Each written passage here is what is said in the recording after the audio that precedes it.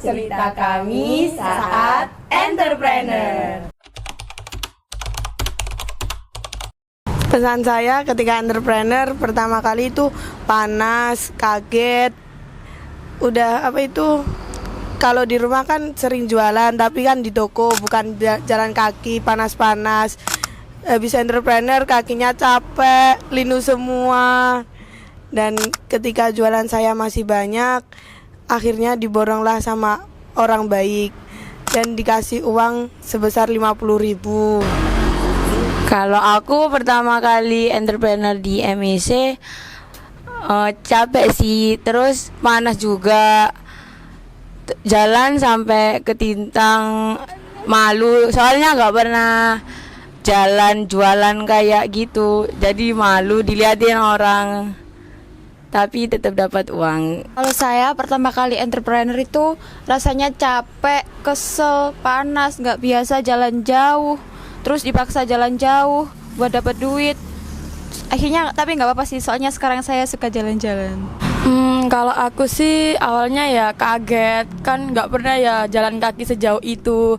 Terus pas waktu pertama kali entrepreneur di sini tuh agak bingung juga, disuruh cari-cari supplier gitu kan. Kita kan pertama kali nggak tahu mana yang jual ini jual itu. Tapi lama-kelamaan jadi seneng, soalnya ya jalan-jalan, banyak tahu tempat ini tempat itu yang seru-seru gitu.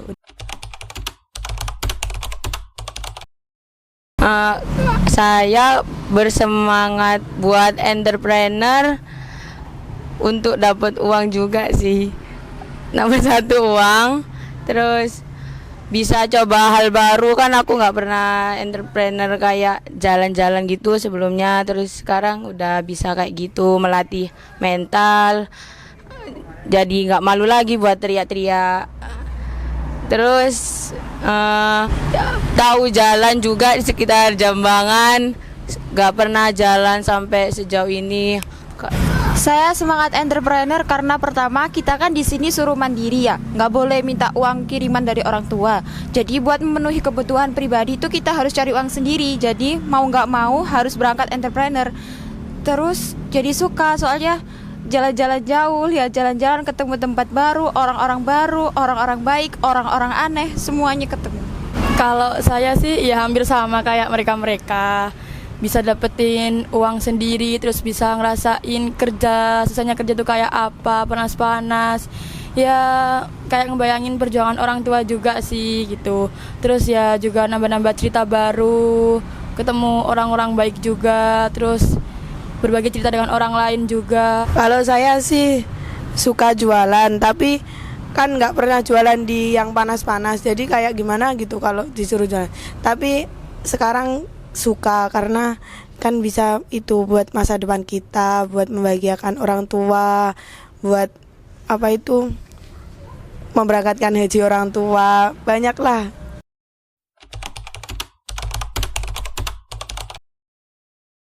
Pengalaman yang gak terlupakan saat entrepreneur itu waktu diborong. Pernah kan pas itu gak laku sampai udah siang banget, terus akhirnya angger jalan aja, terus nyampe di jalan raya, duduk-duduk di sana, temen-temen nawarin ke pengguna jalan gitu, kayak ini bakalan ada yang beli nggak sih? Taunya ada bapak-bapak beneran beli, ngeborong semuanya.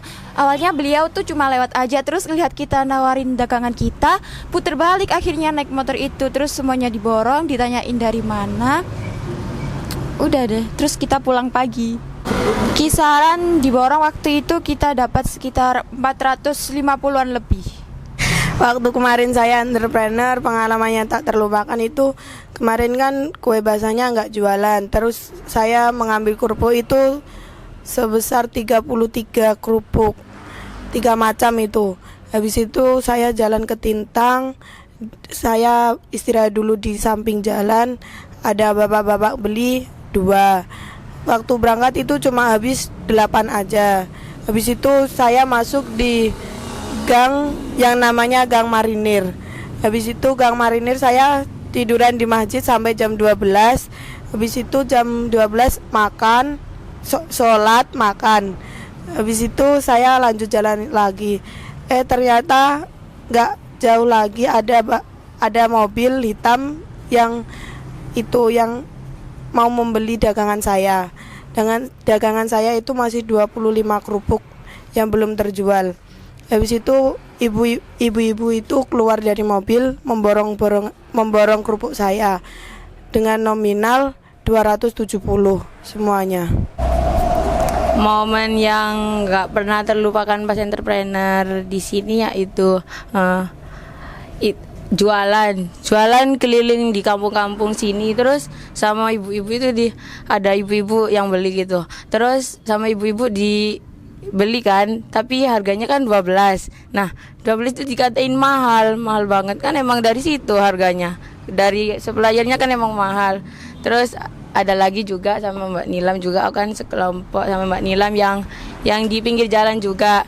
Itu bahagia banget gak sih Mbak? Kayak wah, padahal udah hopeless banget, gak laku-laku, sampai udah muter Al-Akbar sampai ke Pagesangan. Wah, terus sama yang diberhentiin mobil juga dikasih 50-50, dibeli hampir dikasih 200 juga, tapi ibu mobilnya itu cuma beli dikit, jadi cuma habis 50 doang. Jadi kayak gak apa-apa sih, yang penting borong. Kalau waktu pengalaman ke waktu jualan itu itu aku tuh jualan sama teman aku berdua. Itu kita langsung masuk ke perumahan Palang Spring.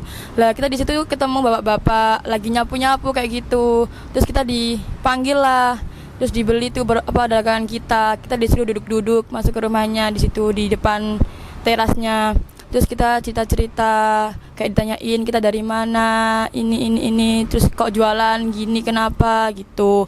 Terus akhirnya dibelilah dengan kita, ya nggak banyak sih yang dibeli, tapi ya lumayan lah, soalnya kan masih pagi udah ada yang beli, alhamdulillah. Terus pas waktu kita cerita kalau kita itu anak yatim, akhirnya kita dikasih uang 50-50. Terus ya itu sih. Terus habis itu ya kita ya seneng, ketawa-ketawa gitu. Pagi-pagi udah dapat uang 50-50. Akhirnya pas waktu siangnya kita belanjain kebutuhan pribadi gitu. Terus kalau sedihnya itu pernah ya waktu di jualan di Kedurus, itu dagangan tuh masih banyak banget. Pas waktu kita jalan di kampung tuh ada mbak-mbak naik sepeda gitu, nanyain kerupuknya berapaan gitu. Tak kirain ya mau beli, ternyata nggak beli, malah langsung nyelonong aja gitu. Kita ya kesel, udah jauh-jauh dari Jambangan ke Kedurus, malah dikain gitu.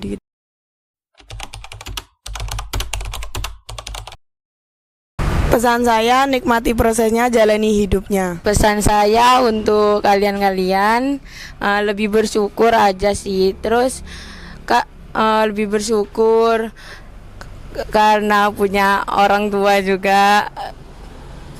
Karena bersyukur itu sulit ya, agak susah gitu. Aku juga belum bisa, agak-agak rada susah bersyukur. Terus yang yatim kayak aku, ayo masuk MSC. Oke, udah. Itu aja dari. Buat teman-teman di luar sana, tetap semangat buat ngejalani hidupnya. Kalau nanti nemu sesuatu yang ngeberatin hatinya, ngeberatin hidupnya, tetap dijalanin aja, nanti juga bakalan selesai. Toh nggak selamanya kita bakalan ada di bawah, nanti juga bakalan ada di atas, karena roda kehidupan itu terus berputar. Jadi intinya tetap semangat dan hormatin orang tua kalian yang masih ada. Untuk kalian yang di luar sana, terus semangat, pantang menyerah, selalu konsisten dan istiqomah. Jangan suka malas-malasan, karena kan di zaman sekarang kan anak-anak itu banyak yang malas-malasan ya, maunya ini, maunya itu, tapi nggak ada usaha, malas-malasan mulu. Jadi ya kita harus selalu berusaha dan berdoa. Kalau kita nggak berusaha ya percuma aja, impian kita bakal sia-sia. Itu aja kisah entrepreneur kita. Sampai jumpa lagi. Dadah.